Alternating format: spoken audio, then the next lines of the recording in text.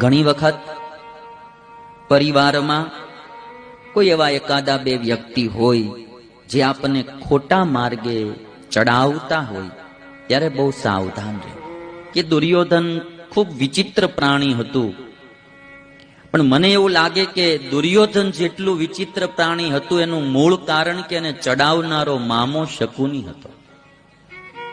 એને પડખે એવા બે ત્રણ જણા જે હતા, દુશાસન છે, એને ક્યારેય ઢીલો નહોતા પડવા દેતા. ઘણી વખત કોઈ માણસને પાપના માર્ગેથી પાછું આવવું હોય, કોઈને ખોટા માર્ગેથી પાછું વળવું હોય,